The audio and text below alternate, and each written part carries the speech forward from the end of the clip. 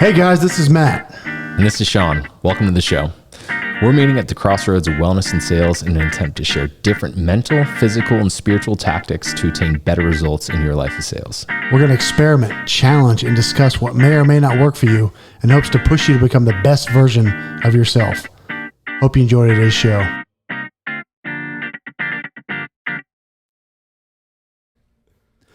Here we are. Welcome to Optimize Sales. Collin, what's going on, man? Monumental day. This is our first guest, ladies and gentlemen. Here we go. Collin Mitchell. I am honored to be the first guest. And, when I reached out about being on the show and I was like, you guys hadn't really had guests before. Yeah. And then we kind of hit it off and realized we had a lot in common. And so I'm super pumped to be the first guest on Optimize Sales.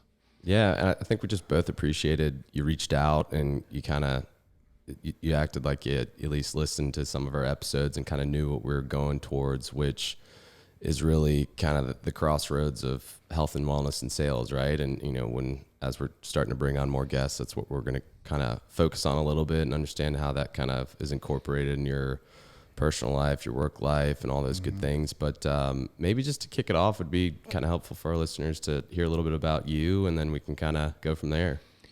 Yeah, I will keep it super short so that we can spend more time on the things that are way more interesting. So I started in sales probably, 11 years ago. Very typical boiler room, pounding the phones, making a lot of calls. Yeah. Sub-average script that was very, treating people transactionally, making a lot of calls with, commission breath that they could smell through the phone. Yeah. Smile and dial. Yeah. And so lots of calls, and so I grew up, raised by a single mom. My dad was not around and we didn't have a ton of money. So paying the bills was a struggle, keeping, my mom did the best that she could, but I also had 3 brothers. So sometimes paying the rent was hard and we, had food stamps and government cheese, and I didn't really know what I wanted to do, but I knew I didn't want to be poor when I grew up. And so as a kid, I didn't go to college. I barely made it through high school. So there wasn't a ton of opportunity for me. And so when I got my first sales job, I made the best of it. I was the first one in. I was the last one to leave. I worked on the weekends, getting my list ready. And then I started to pick up little things and start to kind of develop, more habits. And I started to learn that, investing in myself personally meant that I could be more successful professionally. And, learning how to run a better discovery call and learning how to close better and, learning how to use social selling and all those things are great. But when I invested more in myself personally, I was much more confident. I was much more, excited to do my job. I was much more efficient. I was much more productive. All of these things that, drove more professional success. Yeah. And it's just, again, with your background, I'm sure it just kind of made you appreciate every little thing more and more than some of those who are kind of granted a lot more than someone like yourself. So those little wins were probably big wins to start off and probably helped you. I know we've had a couple calls now to start businesses and do things that 99.99% of other people don't have the ability to do or the balls to do at the end of the day, right? When you first started on that, self-discovery kind of self-development journey, is there something that kicked that off for you? Is there someone you found, or how did you kind of start down that road? Yeah. So I struggled with addiction early on. And so when I kind of turned my life around and really got into meditation and kind of really following some of the Buddhist, practices, that's where things really started to change for me. And I started to, spend more time caring about, what I put in my body and caring more about, getting really serious about physical activity. And spending time, meditating and journaling and all of these things. And when I started working on those things, professional success, became I don't want to say easier, but I found that a lot of people look at their personal and their professional as like 2 separate things.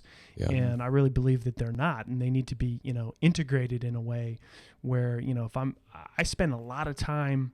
People talk about their, morning routine or ritual or whatever. But for me, it actually starts the night before. And there's like a lot of things that I do, like hours worth of things that I do before I actually, start my day in my, start actually working, that prepare me for that. So yeah, there was like a big moment that kind of like switched and things changed for me. Yeah. But to kind of just, see that realization early on, I think played a big role, and now I've helped, I've founded 4 different companies, 3 have been successful. And everything was driven, by sales, which I think is, I bootstrapped my first company to $5 million in 26 months, all fueled by outbound sales team. Nothing fancy, we were just using the phones. That's it. You know, and I definitely couldn't do that if I wasn't in the right mindset, or, didn't have the confidence, to be able to execute on some of the things that we did. Yeah, and I appreciate sharing that with us. I mean, we're sitting here, right? We've got, less than 48 hours to the end of the quarter, which is always just a high pressure time for anyone in sales. And you talk about your addiction and kind of resetting, and that's kind of helped you succeed. But it's, the world we live in, there's so many high highs and so many low lows that sometimes I feel like when you're talking to other people, maybe it's in your organization that are in different departments, and sometimes they just think the world of sales is so easy. They don't see the tough times, and I can openly say something similar to that too, where having been doing this with Matt for approaching a year now, which is kind of cool, doing things I'd never done before to get me in the right mindset, provide me the energy and confidence I need, whether it's again meditation and breathing exercises, have truly helped in these, high pressure times. Don't get me wrong. It's still tough when you have deals outstanding, but there's a difference. And even just in the last couple of weeks, to be honest with you, Collin, my wife made a comment to me that she noticed with the pressure of the last few weeks at the end of the quarter, I'd strayed away from some of those daily routine things that I was doing. And she called it out, and I hadn't even noticed. And there's a couple little things that she was like, I came home and I noticed this, and this, and I didn't even notice. And over the last 7 days, I've picked it back up, and I can just tell you that my overall excitement, encouragement, kind of like, feeling towards the end of the quarter has been just 10 times better than where it was before. So I feel you there for sure. And I'm sure everyone else in the world of sales understands that. Yeah, man, that's actually awesome. I love hearing that, because the fact that like clearly there's some obvious results that you're getting out of, those things that you do on a routine, where it's actually noticeable when you're not doing them, right? Because I've been there many times. Because if you get to a place where like doing your meditation or your breath work or your exercise or your journaling, all if it starts to feel like work, right? Yeah. Then you don't enjoy it as much, and it's really easy to fall off doing it. And I've been there many times for sure. But then what I love about it even more is like the level of communication that you clearly have like with your wife, where she can like actually say, hey, like I noticed this thing and you're not doing that thing, and you're like, oh, thank you. And I can get on it, Sean. Course correct. Well, also too, like in sales, I mean, let's be honest, it can be a very unhealthy environment. It's really all pressure. Not bad eating and bad drinking. No, I mean, I've never met a sales guy that drinks in my life, but that's the mentality. That's the culture. It's good to see some of that shifting a little bit, but yeah, I mean, at the pressure's on end of quarter. It's like, let's go out, let's get drunk. Let's, celebrate. Hopefully it's not, now making your if wins we look up, at that, if we actually dig into that for a minute, like it doesn't have to be like that. Right. Yeah. Like end of quarter doesn't have to be so stressful. And I think a lot of sales organizations have like created that environment that like everybody's feeling like, the pressure that's coming from the top to, hit the numbers, close the deals, do whatever we got to do to. I'm just going to dial in our head of sales and you can have that conversation. No, I'm just, But like, yeah. What's leading up to that? Like, what could we have done better? What could we have done to avoid, feeling like, feeling so much pressure that we're not going to hit our number when it's, end of quarter. So, there's, we could riff on this. Well, for a and while, we actually did. Pipeline problem. Well, right? we did one show that was talking about, getting out of the sales slump and doing everything possible to, number one, predict your future, whether it's a quarter out or a month out or whatever. And sometimes, as much as you prepare and do all the predicting you want, you could still be preparing for a bad quarter. And I think if you know that you're going to have potentially a bad quarter a month out, it makes it somewhat easier to get rid of some of that stress versus when it's just a deal going sideways the last 24 hours. That's really hard to prevent.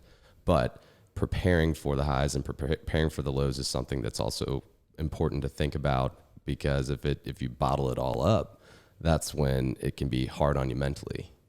And have transparency in that too. If you're sitting there hiding, man, it's going to close. You're telling everyone, you're preaching to all the bosses, and it doesn't, then you're that guy. But if you're transparent from the beginning, look, this has a lot of risk. Here's where the risk is.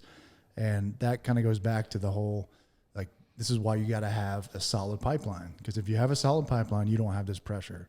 If a deal slips, whatever, I've got all these deals behind it. Exactly. And I just dug into this with Christy Jones on an episode that we recorded today for Sales Hustle, where, so many reps don't even know their own math, right? Like, they're following these like general averages of the entire org of like, hey, here's how much pipeline we need to hit this quota, but it's different for everybody. Yeah.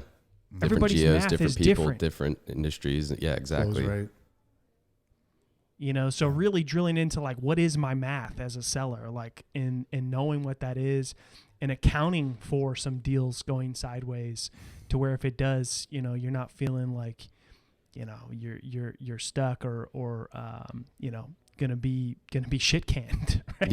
Yeah. No, exactly. So taking a little step back to kind of, as you kind of hit that stride and we're kind of, getting past addiction and building some companies, what have been some of the things historically that, whether it's in your daily routine, whether it's in something you do on an annual basis, goal setting, meditation, what are some of the things that have been critical to you over the last, part of your career, 5+ years? Yeah. So, just generally, I mean, physical activity is huge. That's been a big part of what what has really contributed to, keeping my mindset right and positive and having that.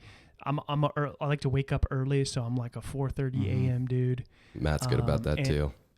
Yeah, and I like to get my exercise out of the way, like first thing. That's like what type do you like to do? Out of curiosity. Yeah, so it's changed. I used to be more of a runner. My wife and I met in a running group and used to do marathons and things like that together. We did, we crossed like, Grand Canyon rim to rim there you go. one day. Nice. We've done all kinds of stuff, right? But running starts to take a beating on after a while. Mm-hmm. And then I got into indoor spinning for a while, and now I'm really into swimming. I've been swimming for a couple years. My wife swam and played water polo, in high school and college, and then she started swimming after she kind of decided to not run anymore, and was for the longest time trying to get me to try it out. And I'm a pretty stubborn dude, as a lot of salespeople are. I'm like, no, that's not my thing. It's not my thing. It's not my thing. Finally gave it a try and just absolutely fell in love with it. So now 4 days a week, I swim, 2,500, 3,000 yards at 5:45 in the morning. So that's physical activity is huge. Like that's one big win that you can start your day with. Yep. And you can, take that into, your role, whatever you do, whether you're an individual contributor, sales leader, like you're just, your mind is right. But prior to that, so I do intermittent fasting. So it actually, a lot of people talk about their morning routine, but it actually starts like the night before for me, right? So I'm eating healthy foods. I used to be more vegan, but I'm more like on the side of vegetarian. Okay. And so, and then I do intermittent fasting. So after dinner, like I'm done eating, we eat early dinner. And then spending time with my family, like spending time with my family is a big part of like something that I need to do. So I'm home every day by 4:30. 4:30. Okay. I'm home every day with the kids. Part of the routine. My wife's there, busting her ass all day with 3 young kids. She works way harder. You don't need to swim if you're running around with 3 kids when you get home from work. That'll keep you busy. Oh yeah, but they're a lot of fun, and we just got a Yeah. new puppy, so it's even more work. Ooh. But yeah, it's been good. And so yeah, go ahead. No, I'm sorry. Go ahead. I cut you off there. No, you're gonna ask a question. Yeah, I was saying pre-COVID, did you always do that, kind of go home routine, or were you traveling at all? So I work out of a co-working space, and I have all the way through COVID been in office. That's always been my thing. I'm always home by 4:30. And so, before COVID, during COVID, after COVID, if that's a thing, I don't know. Hopefully. So yeah, that's been a big part of it. And so being home, spending that time with the family, eating a good, healthy meal, spending a little bit of time with my wife, usually try to end the night with a meditation and then like a journal session. And then getting a good sleep, man. Like that sounds so simple. But like so many people neglect themselves in that area where they're not getting enough sleep, or they're staying up late. And if you don't get enough sleep, or you're not like getting that affects everything else. Everything else after that becomes so much harder. And there's a lot of pressure too, like, don't sleep, man. I'm on 4 hours of sleep, grind all day. And it in my opinion, it's sending the wrong message, because it's like, you need sleep to function well. Some people can function on less, but I don't know. It's not cool to be the 3-hour sleeper every night, because that's going to impact you long term. No. And And exactly. people think, I think people have celebrated. this, and people I think have this like negative association with like if they're the, grandpa that goes to bed early, and Right. I'm grandpa, man. If I'm like 10 o'clock is pushing it for me. Same.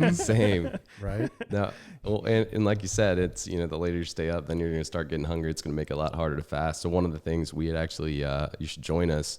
We've now done 2 extended fasts, which is something else that I had never tried before. Matt and I kicked this off, so we're going to do another extended in August for 72 hours. But just doing things like that has been interesting on a, now quarterly basis, as a part of that kind of cadence of, resetting yourself a little bit. Is that something you do? I've been really kicking around the idea of an extended fast. Come join us. 72 hours. I did 7 days. You did last 7 time. days. I fell shy just short of 4 days, but I don't think I'll ever do over 72 again. But we're planning it out in August. We had about 7 or 8 people do it this last time. We're trying to double it each time. So you're now on our checklist, Colin. Yeah. Man, It's very counterintuitive. It's very counterintuitive. I was talking to Jordan Benjamin. He does like partner sales over at HubSpot. Okay. Had him on my show. He's got a show, Peak Performance Selling, and he's done like 3-day, 5-day fasts. And so since he planted that seed, and then now you're bringing it up, now I feel the pressure. Yep. You're in. To do it. So we'll put you on the list, Sean. Yeah, man. List. I just do the Monday through Friday 16-hour. That's what I've done. Yeah. But I'm open to trying something. There we go. Why not? Well, you got to ease in. Like with this group, we say there's no pressure. You do. If you've never done it, try 24. If you want to do 48, 72. I've been doing this for years, so it was a work up to 24, 48, 72, 5 day, 7 day. I don't think I'll go beyond 7. I don't really feel like I. Well, tell them the story about your father-in-law. But yeah, so I got my father-in-law, 75, and told him about this. Yeah.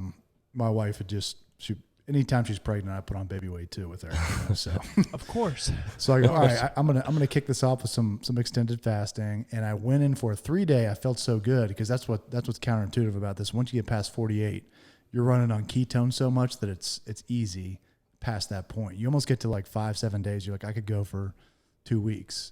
It's just the mental thing of not eating that's a challenge. But he did the same thing. All right, I'm gonna go for 72. He got to 72. He's like, I feel great, like mental clarity, all-time high. Anxiety's low. So if you haven't really crossed that barrier, it's a really cool point to hit. And there's the mental challenges that come with it. But we're trying to pull in more and more salespeople to show them, like, okay, outside of, eating healthy and supplementation, things like that, like try some extended fast and see how it affects you and your sales progress. Because you look throughout the day, you're like, when I don't have to eat for 2 or 3 days, I can get so much shit done throughout my day. And once that hunger kicks off, like, you're flying. Yeah. Dude, I'm in, and I think we just solved end of quarter stress. Sales leaders, have your whole team on an extended fast. Or it's maybe the next quarter, depending upon how you performed. That's how long your fast is, you know. So on that note, we're gonna fast for the whole quarter. Yeah, exactly. Miss your number, no food. Yeah. Well, in your experience, why do you think more sales pros don't do things like this, like meditation and fasting? Do you think it's a lack of knowledge in the marketplace? Do you think they're just don't want to? It's the personality. I mean, what do you think? It's a lot of different things, right? I don't think there's any one answer, but yeah, lack of knowledge could be part of it. You know, and it depends on maybe how tenured they are. Like, they think they're at the top of their game and they're less open to trying new things, right? We all know those people. Yeah. And so it really depends, right? You know, or just, you know, they're frankly scared of trying something new, which is what holds a lot of people back from taking action on anything generally. It ain't broke. But yeah, man. So fasting, you know, eating healthy, spending time with those family, like, people don't, I think, even understand, like, all of those things are connected to how successful you are professionally in your role. Like, those things matter. They're not separate. You know what I mean? And then so morning, it's like meditation again, journal again. I like to, I picked up a habit of, like, journaling things in the future tense as if they already happen. I like that. I had a mindset dude on Sales Hustle, William Deck, and he's like a mindset coach. And so he taught me this little trick of, you know, writing things down as if they already happened. Like, I'm so grateful for this, you know, or, you know, hitting this, you know, made me feel, and like really sitting in what that feels like. Yeah. Because emotions are what going to really drive the action to, like, get it done. And you know, that's like when you're dealing with your buyers, you know, people remember how you make them feel, right? So if you give them a great experience, there's a good chance, like, you're going to win their business, right? And so, so really sitting with the emotion of, like, what it feels like, and, like, truly believing it, and a lot of those things will start to happen for you. Yeah, and we've talked about that too, where in the world that we're living in with COVID, you know, I've seen some people opening up their doors to let vendors come on site, but the importance of how you sound and your energy level, whether it's on a call or over Zoom, is 10 times more important than ever before, because we can't now show up to a room and be this big ball of energy and, you know, handshaking and, you know, being up in front of a PowerPoint. So you have to, all these little things outside of your day 9 to 5 are preparing you mentally, physically, spiritually to exude that type of you know, good aura to your clients, to where they want to be partnered with you. And I think acknowledging that's important. I think I've been talking to more and more people who during COVID have picked up on little things like that to change their lifestyle, because they were thrown to the mix of not being on a plane every week, and then had to pick up new stuff, you know? Yeah. Yeah. And it shows, even if you don't think so, right? Like, your prospects know, you know, if you're really just, you know, light up about what it is that you do, or if you're confident, right? And so all of those things that you invest in yourself in your personal life are going to drive, you know, you being confident in your role and getting better results. I agree. Yep. Well, any other kind of closing thoughts, or, you know, if you kind of looking in hindsight, things you might have, you know, done differently, kind of, again, with kind of the focus of, you know, health and wellness in your life of sales, if you're talking to Collin, you know, 5-10 years ago? Yeah. I mean, all of the things that I do now have just been little things that I've picked up over time from other people, right? So now it's just like part of what I do, and it changes a little bit. You got to, like, see what you need, right? And then just, you know, being really mindful of when you fall off some of those things, like you had mentioned, Sean, is like, you know when you stop doing those things that have gotten you great results, you start to feel a little different. You start to be a little less patient. You start to, try to cram deals in the pipeline that maybe shouldn't even be there in the first place. No, that's a real op in Salesforce. I swear. People do that? Yeah. I've never even heard of that. I don't know what salespeople you're working with, Collin. Line. It's all legit. Yeah, sure. We've heard that before. Yeah. And anything from a futures perspective that you are wanting to get into that you haven't yet?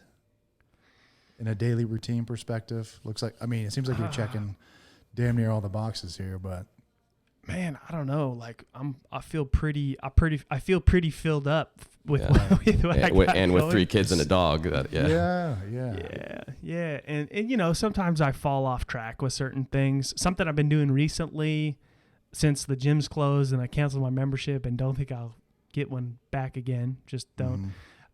Is I invested in a standing desk, so I stand all day. Same. Which I was like, gosh, why didn't I do this sooner? This is awesome because I just feel energized all day. It's really easy to like be in your chair and kind of slump down and like not have that same level of energy when you're standing all day. And then that I built on that. And so now I was like, all right, I'm not going to the gym anymore. Swimming's great, but I'm losing a little muscle, certain areas. So I decided that whenever I go get coffee, water, go to the restroom, heat up my lunch, whatever the case is, if I leave my office, when I come back, I just crank out 20 push-ups. I love it. That's been part of my routine. And it's sticking around, and I don't think I'll stop doing that anytime soon. Yeah, the little micro workouts, those are good, especially for people working at home now, is you get a little break here, bang out 10 air squats, 10 push-ups. That does wonders. That's a lot better than working out for an hour and then being sedentary all day. So good for you. Yeah, and then at the end of the day, it's like 200 plus push-ups, which is enough. Right, yeah. It adds up. Well, I appreciate all your insights and thoughts, Collin. I guess to finish it up, if you want to kind of let our listeners know where they might be able to kind of reach out to you, hear some of your content. Yeah, super simple. Check out the podcast. We're on all of the platforms. Sales Hustle. And then we're moving towards season 2 where we're going to drop daily content. And then if that's not enough for you, we just launched our sales community, which is at saleshustle.fm/community. Awesome. Thank you, Collin. Appreciate it. Awesome. Yeah. Thank you.